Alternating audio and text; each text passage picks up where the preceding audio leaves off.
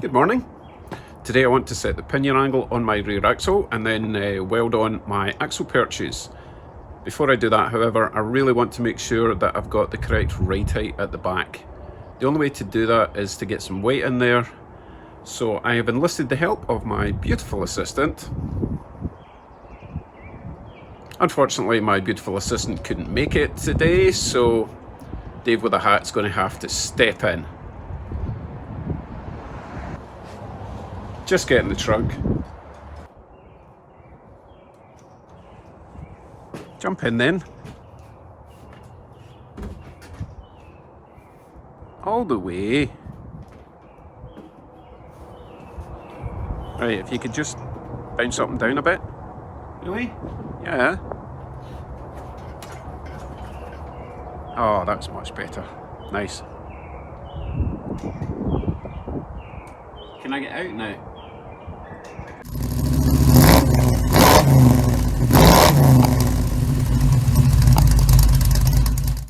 Now, before I get started, I'll give you a brief explanation on pinion angle, various ways of setting it up, and why I'm doing it the way I'm doing it.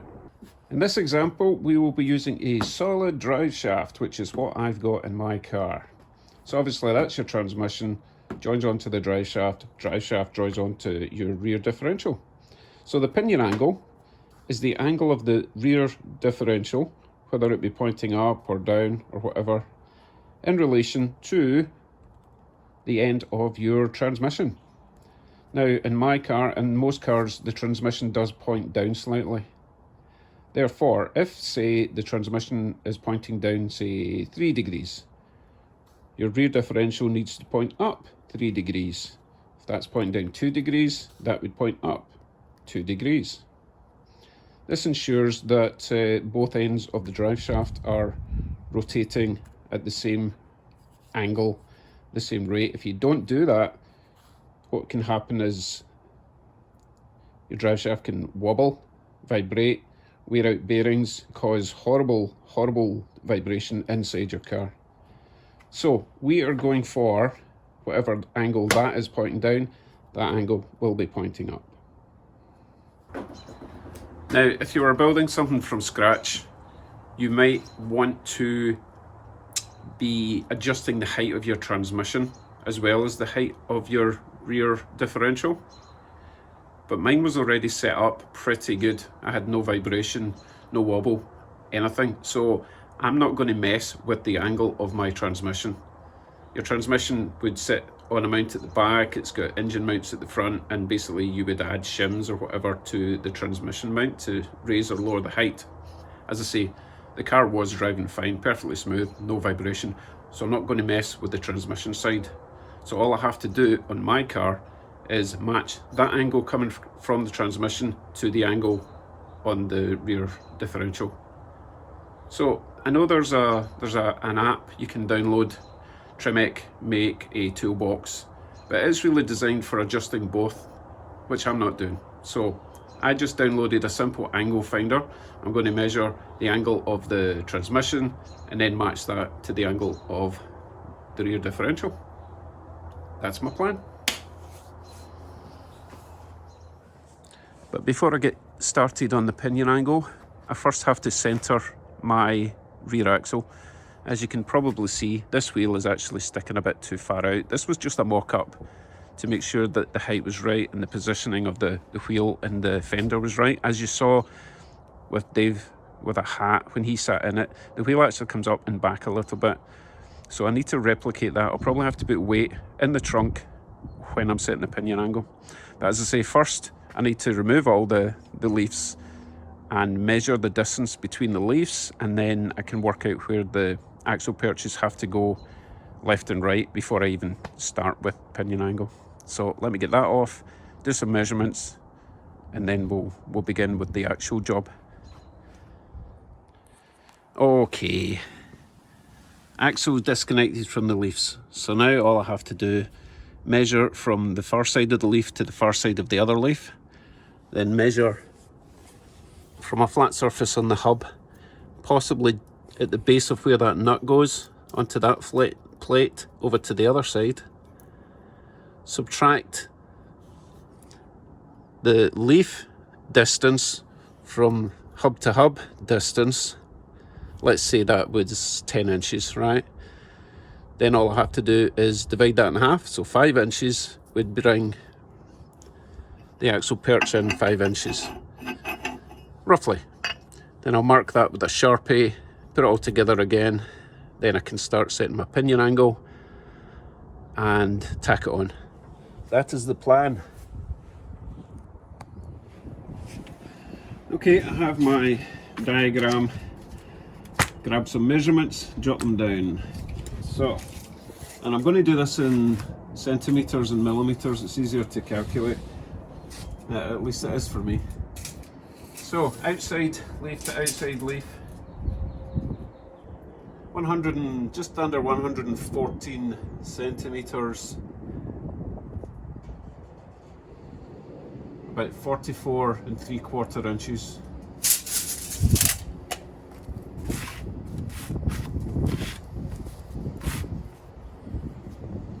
Okay, now hub to hub, which is a bit trickier because I'm going to have the pumpkin in the way. I can't move that, so I need to measure this a few times.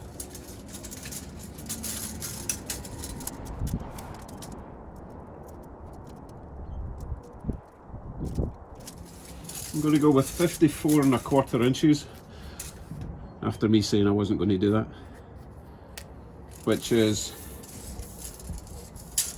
I'm only doing that just now because I can see the inches from this distance. So 54 1/4 would be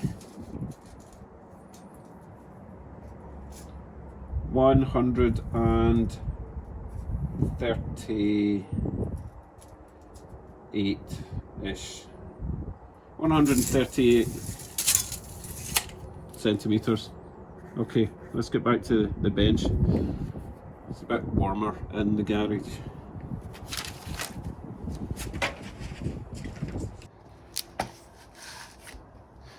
Okay then, so 114 minus 138, I've gone the wrong way around, let's cancel that. 138 minus 114 equals 24 centimetres of a difference. Divide that in half, obviously 12. 12 centimetres in, then from there to there should be 12 centimetres, and that's where I should be mounting my axle perches, 12 centimetres in from the hub. So I'll go and quickly mark that on the axle and then measure those marks from outside to outside, and it should be 114. Now, because I've got the pumpkin in the way, this is not going to be 100% accurate, but as long as the perches are equal distances from the hubs, once I lower it down, if it's a wee bit out, I can tap them out a wee bit or in a wee bit, but as long as I tap them in and out exactly the same, we should be good. Anyway, we'll see where we are with these marks. So that is one there. The other one, 114, is that what, wait a minute. See, it's actually 115 because it's going round this, so I reckon 114 is going to be correct-ish for the moment. So I reckon I will just put these on there, mark round both sides, and then when we lower the axle onto the springs, as long as they're centered to begin with, then I can tap them out or in a wee bit just to fine tune it.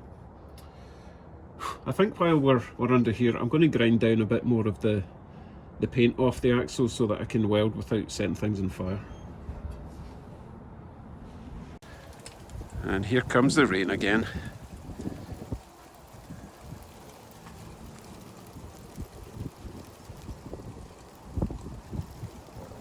Come on, blue sky, sunshine, do your thing.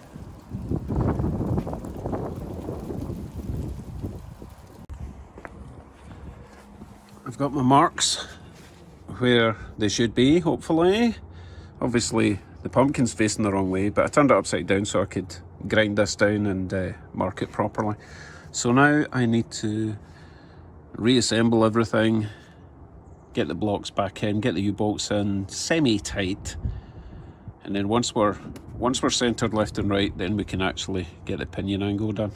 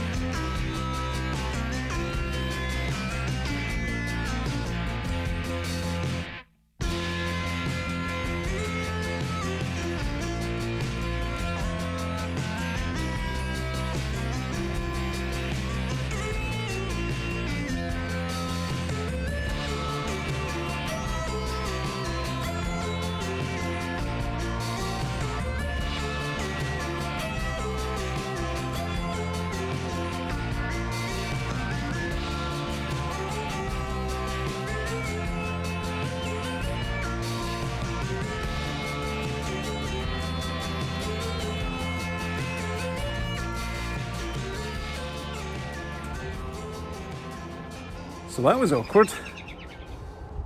Right, let me show you what's next. So as it turns out, I did in fact have to realign the back. So the left perch is now, hold on. The left perch is now aligned to the left directly on that mark. And it's the same situation at the other side, except it's the right, obviously. So that took a bit of faffing about. Anyway, we're centered now. So the next stage is putting weight in the trunk and then jacking up the front of the diff until we're at the right pinion angle. So let me show you how I'm gonna do that. I need to find something to put in the trunk. I've got lots of steel, but that's all kind of individual parts, but I do have a set of wheels and tyres up there. So I reckon if I cram in some of them into the trunk, it's not quite as heavy as a human, but it's a good start. Wow, big trunk. I can fit four full-size wheels and tyres in there.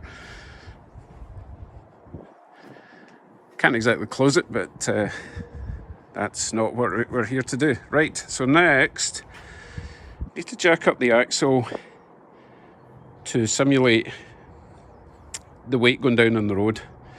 And then I need to put axle stands on each side of the axle so that I can then rotate the front up.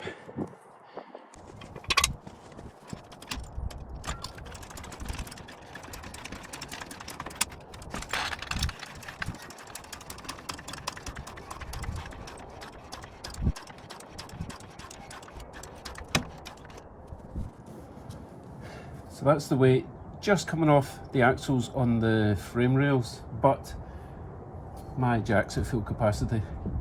So as soon as I lower it down there, it's going to have weight on the frame, which I don't want at the moment. Wonderful. So let's see if these are even high enough. I don't think they are. Miles away. Need to think of something else. Actually, I have a better plan. I put another block of wood in the jack for now. Not ideal, but it'll do. And I'm going to lower the weight onto the axle stands under the leaves, which again should simulate the weight of the car. I hope. So I need to remove those orange ones, keep the red ones, lower it down. And it also means I'll be able to swivel the axle without you know, if the axle stands were on the axle tubes, then they're inclined to try and twist out. This way they should be able to twist independently.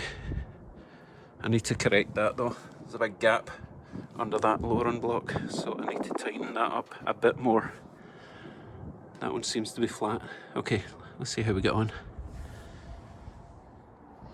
Okay, we're almost ready. I have checked and checked again and checked yet again to make sure that these axle perches are centered, symmetrical with each other. So we're good to go. Okay, now I need to take a measurement of the front angle of the transmission, and then I will be jacking up the very front of the diff about there until I get to the right degrees. I'm going to take the angle of the transmission off of the crank pulley, because it should be exactly the same angle all the way through the engine, all the way through the transmission, at least on this particular engine and gearbox setup. So I'll do that somehow. It's a wee bit awkward, but I'll get in there and I'll get that angle. So we currently have 1 degree on the transmission side. I know that doesn't sound like much, but remember, it's jacked way up. My engine does slope down quite a bit, so 1 degree is understandable. So I just need to rotate the rear diff so that it's 1 degree up the way.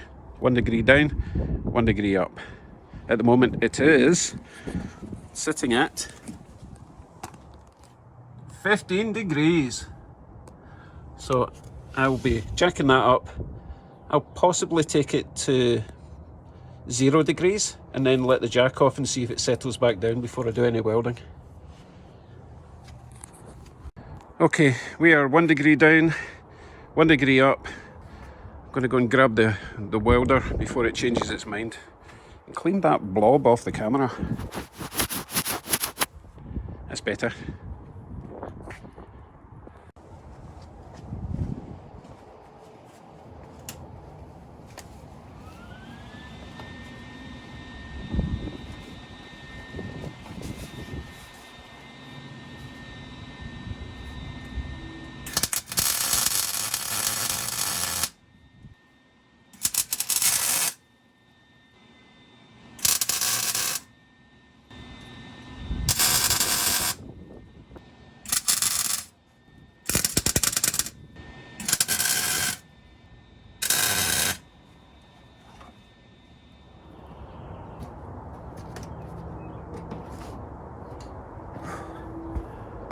Pinion angle is set. Now obviously I still need to weld them up properly, which involves taking the whole axle out. But before I do that, I need to get back under the car and work out how I'm going to make the bottom plates with the shocks and all that kind of stuff. So that's a job for another day. Main thing is I got that bit done. It's really awkward when you're on your own, you don't have a hoist, limited tools, but I think we're okay. I think we're good. So wind, yeah, I have a wind problem. It's turning out nice, but it's still a bit breezy. Right, before the wind comes back, thanks very much for all your comments, all your advice. Still not quite decided on the shock absorber angle, but I'm leaning towards vertical and in slightly. That's where I'm leaning towards. But again, could change my mind. Okay, see you in the next one. Thanks again, and take care. Bye bye.